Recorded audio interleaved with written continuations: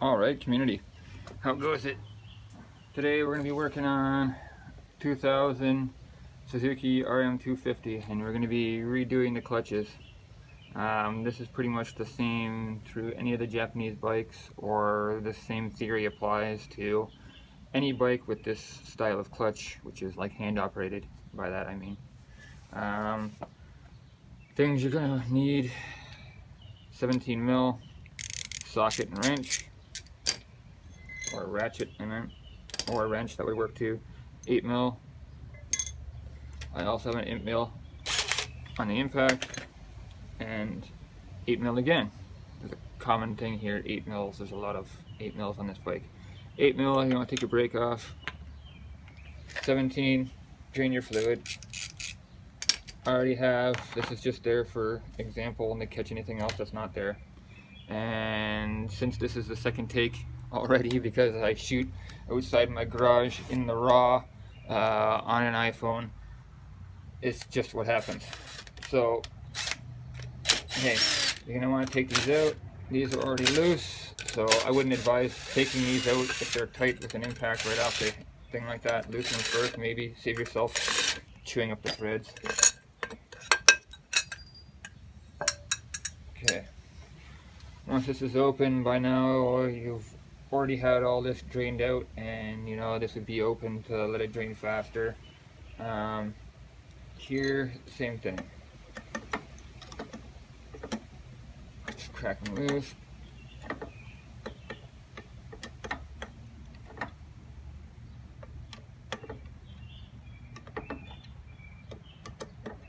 Get that one. Now you can run it out with the impact. These are going to be changed anyways, so I'm not worried about throwing them in my bin down there.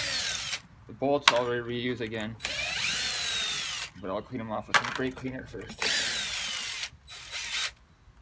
And yes, if you notice that this is red, this is ATF, because the clutches that are in here were in here when I bought the bike. The performance is good.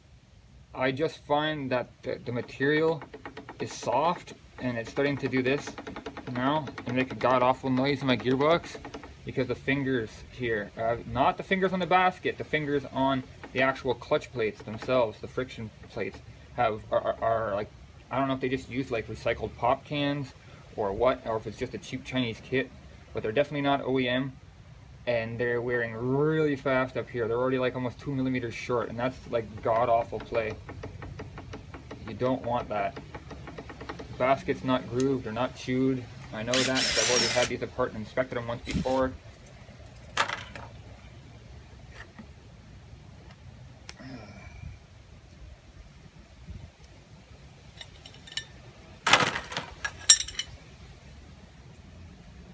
I'm not raising any of this stuff, mind you. Bear with me 1 second here. I forgot to get a flathead screwdriver. I'll pick out that last plate.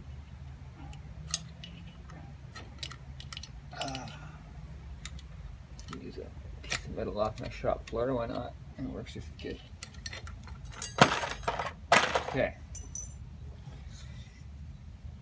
Because I don't mind that there's a little bit of ATF in my basket here. Ooh.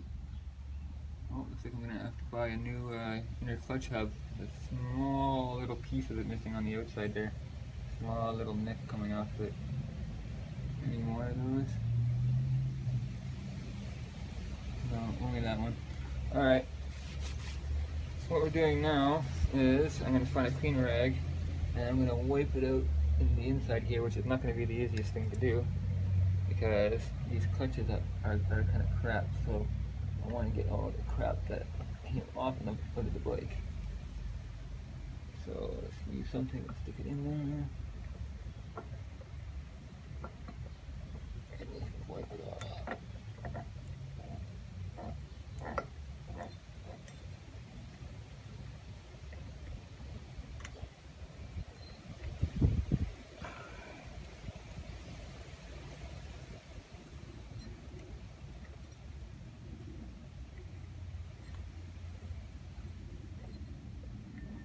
Alright. Now the inner clutch hub on the back is clean. Okay, because I've already had my new clutches soaking for a day. I don't know, they don't need to soak for like a day or 2 or 3 or anything like that. Like, that's just because I've had some stuff going on at the house that I need to take care of first, and kind of forgot that these have been sitting in the oil that long. It won't hurt them because they're going to be sitting in the oil that long when they're in your gearbox, right? Okay, so my metals have been being handled by my hands for the past couple days, my steels. So I'm going to take a little bit of brake cleaner and just brake cleaner the fuck out of those. There's no real need to, I just don't like the fact of having like, I guess stuff off my fingers isn't, oils from my finger aren't going to really matter because it's going to be in a gearbox full of oil, right? But, I don't know, call me picky. I want it clean. Okay, so this is where the fun comes in. I'll wipe those off as I go. You start off with one each, okay? So I'll show you the difference between the new ones and the old ones. Not sure where they come from. They look like they're good and all, but if you look at one end, there's a bunch of space up here missing above the clutch, and it was extra down here. But then you look over here, and the pad is full. So this machine was maybe off-centered like this a little bit, and missed a whole bunch of the clutch right here. So garbage. Don't need them. New ones.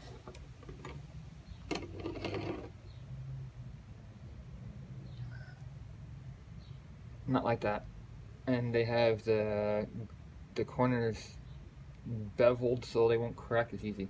So what you do is you have them and you one in like this first, and you go a steel. Okay, so if you look at these steels, there is what they call a flat side, which the sharp edge faces up, and you can see it, and there's a round side that has a nice kind of like rounded edge. It doesn't matter which way, if you go round side facing out or flat side facing out. They just have to make sure that every steel one you put in has to be the same. Me, I run them this way, flat side to the back. It's just natural for me, I don't know why, but just flat side to the back. Now we have another clutch disc out of a bath of oil, and I soak my clutches in the same oil that I run in my bike.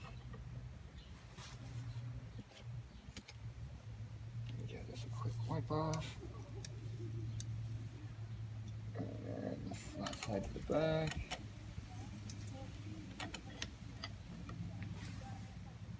Wow, these clutches are fitting so much tighter than the old ones. Yeah, those are mad nicer than the old one.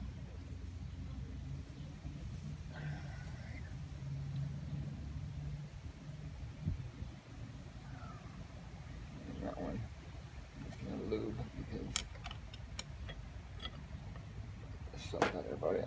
They're gonna get lubrication as soon as they go in anyways. Like really, if you want to be picky about it, you could go like this and drop them in the oil and give them a spin also, so then all your steels are also covered in oil if you want to be like that. Or I don't mean like be like that and sound ignorant, I meant like if you wanted to be picky and have them all set up that way.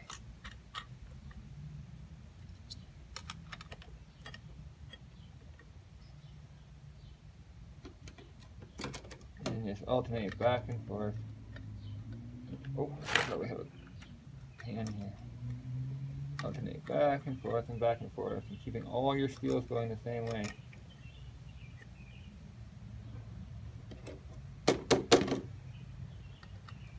Ooh, she's dripping. Stop trying to go in the finger.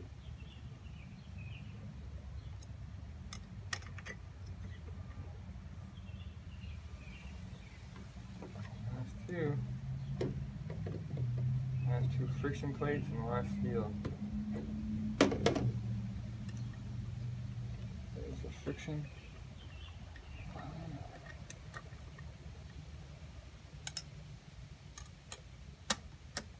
Steel. Woo. And friction again. And now we're done. Well, we're not done. Why is that look a little off? Oh well, the stock height measured right when I measured it when they were dry, so shouldn't have no issues. If you're not sure what stack height is there is minimum and maximum height to where if you stack all these together,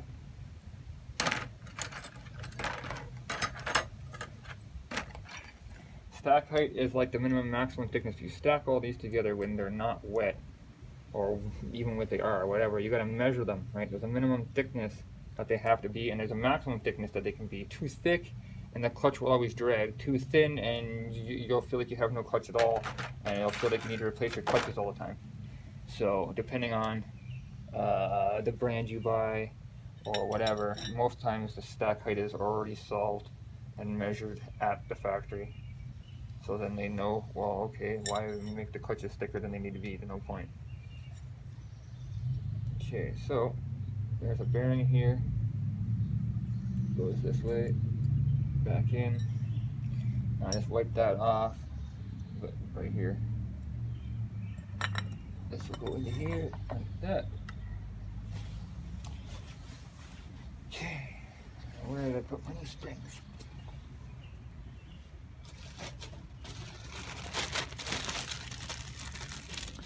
Some springs have a way they should face. These ones do not, and by that I mean there'll be a spot where it seems to be the coil is tighter at one end than it is the other. These ones have the same taper at both ends, so there are no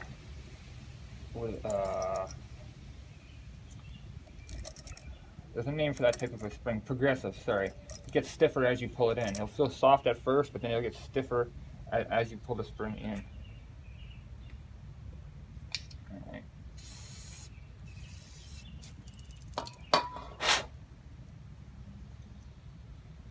Now it's time to do the bolts. These actually have a torque, and I found them, and it was in the back of my manual. Everybody debates what they should be, 3 to 8 or 5 or 15 or whatever. Well, believe it or not, it's 3.5 foot-pounds in my manual. I can grab it, I'll show you guys so you don't think I'm lying or just giving false information. But, back of my manual. Because I don't like giving bad information.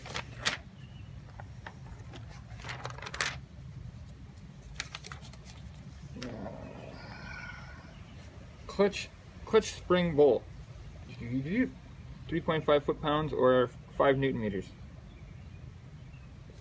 3.5 foot-pounds. Seems a little soft, but if you turn them down by hand, it's pretty much as soon as it feels like the bolt stops against the metal, stop. That's about 3.5 foot-pounds.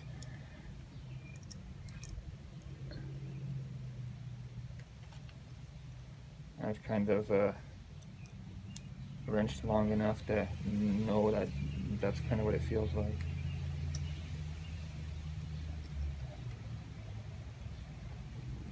Do a quick wipe off because I don't want nothing from the oil pan in my gearbox. Oops. And just a trail rider tip, because guys that ride 2-strokes on the trail tend to use the clutches to keep the RPMs up a lot more than you would if you were on a 4-stroke, or actually on a trail, or on a track for that matter, right? Every 3 or so times you change your oil, get a bottle of ATF and run it in there. Stick it in there, run the bike for, I don't know, half an hour, go for like a 20-minute little ride or so, that it's still like slosh everything all up, and when you come back, let it sit almost standing straight up and down, and after that, drain it and watch all the metal chunks and crap that comes out of your gearbox. If you're saying, well, you shouldn't be having metal chunks coming out of your gearbox, well, yeah, you will, because every time that you come on the power and let off the clutch and on the clutch and off the clutch, these things slam together back and forth, so you're always going to get metal shavings from your clutch fingers and the fingers from the basket. I don't care what anybody says. For as soft as those aluminums are, they're not. You're always gonna get it, especially with stock stuff. If you're using like a forged Wiseco piece or one of those other forged pieces, then maybe not so much. But until they find a clutch that's not aluminum, or one that's hard enough where it won't chip pieces away when the clutch is abused, or even just used for that matter.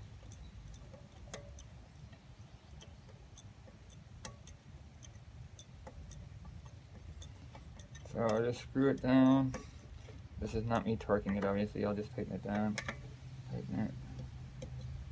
And I'm missing 2 bolts still. Might want to hold the back of the spring to make sure it's centered on the washer, so it can go to one side or the other before it gets tension. And then you also get that. The spring rubs on the inside of that basket part, also creating shavings. Every time you pull the clutch, in and out, in and out, in and out, in and out, the spring rubs on the inside of the basket. So people that say, oh, well, you know, if you're constantly seeing shavings in your gearbox or in your things, something's wrong. It's like, well, no, think about it. Think about that. Think of how your clutch works. Right? See how mashed the ends of those are? That's where shavings are coming from. That's why I'm changing these to a different design. Is this design, because it's a heavy duty design, gonna eliminate the 100% of the metal shavings? No. It's gonna seriously lessen them though. It's like this, see? And the spring's constantly flexing in and out, in and out, in and out. Look at all the metal on the back that's missing from the washer. And that's the spring rotating from you constantly pulling it in and out, in and out, in and out, in and out while riding the bike. Like, I don't know if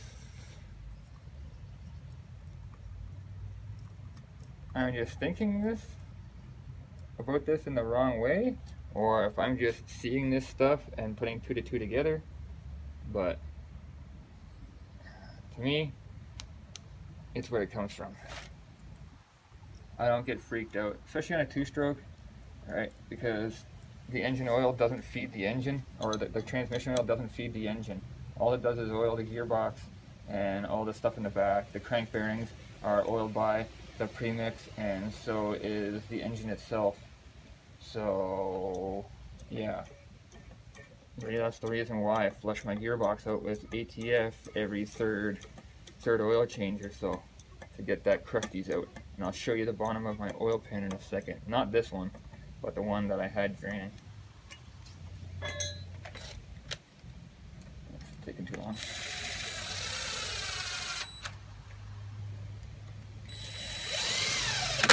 Oops. Okay, got a torque wrench, and we are at 5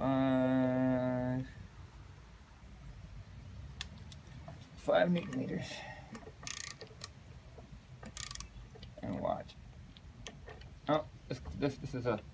If anyone that goes to Mastercraft knows, or goes to Canadian Tire, or us Canadians that goes to Mastercraft, they know that their torque wrenches aren't the loudest.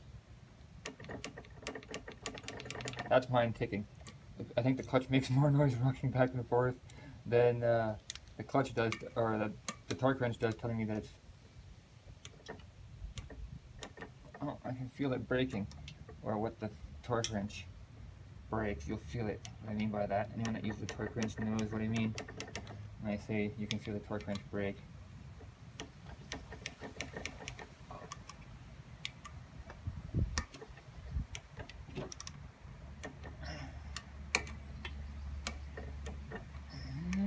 Let's go around. In case I missed one.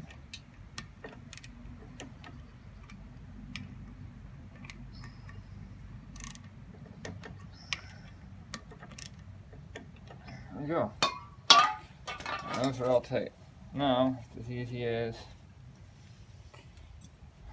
wipe out the crap in your clutch cover, either reuse the gasket, put a new one on, it's your choice. Mine was replaced a little bit ago and it's still nice and fat. I only replace them when I notice leaks, or when this rubber ring is no longer higher than the aluminum, which it's starting to kind of get really close in some areas. So, I don't know. I guess it's like maybe once a season thing for these, depending on how many times you open your clutch, right? Okay, so this is where the big ones go. Long one. Long one. Long one on the bottom. Long one on the bottom. The two shorties go on the side.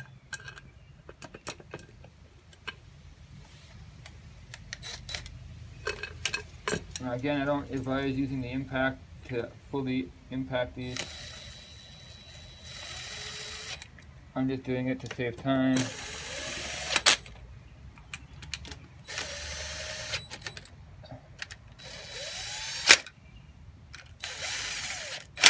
And this impact's kind of crap anyways, so one little click like that is less than what this torque wrench, look at, see? I'm just putting these down to 3.5 or 5 Newton meters also, because there's no specific torque on these, but in the manual it says for an 8mm bolt that it's around the same, so.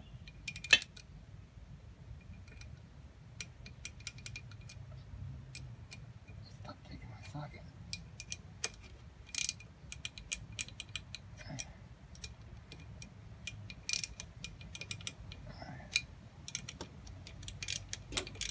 Actually, I'm not going to do that.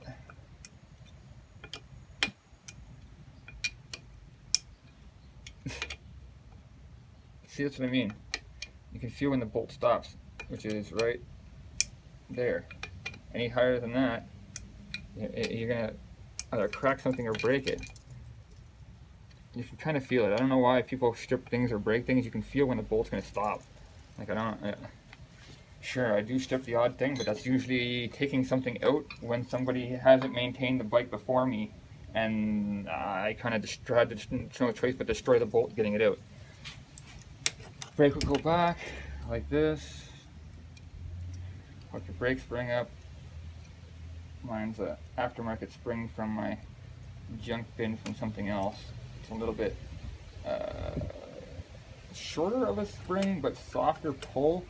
So I don't know. I just like the way it feels on the pedal better. Now this goes in. Oops, I advise you might want to clean that first. Put some lubrication on it. Mine, I use like red and tacky or some kind of grease and just put some there. It's like a nice little bead in the center. And you can put it on and hold it. Holds everything nice and right for you. A little bit of grease here.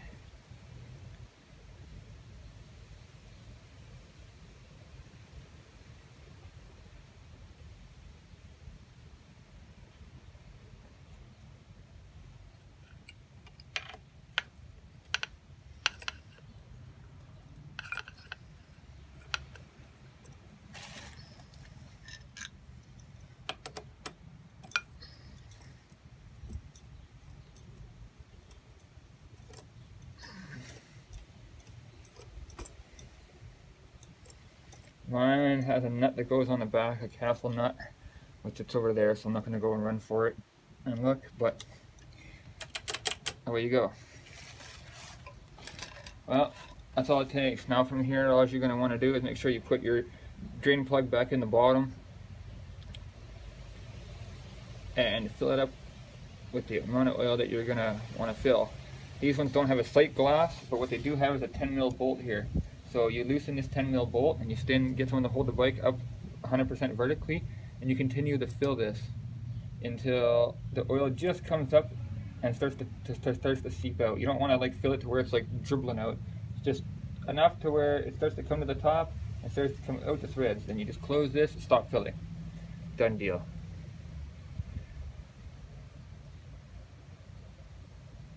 I currently don't have any oil of choice around that I can just quickly grab. I would have to run downstairs and either put you guys on pause, which I don't think this iPhone does, or yeah, make you guys wait, and I'm not going to do it. So just pick your choice of oil, preferably something that's wet clutch safe, and have at her. Like I said, just take this out, fill until you start to see this stuff, the oil come out of here, and then just put this back in, make sure it's nice and tight, and close that. Alright, well, appreciate it guys and girls. Enjoy.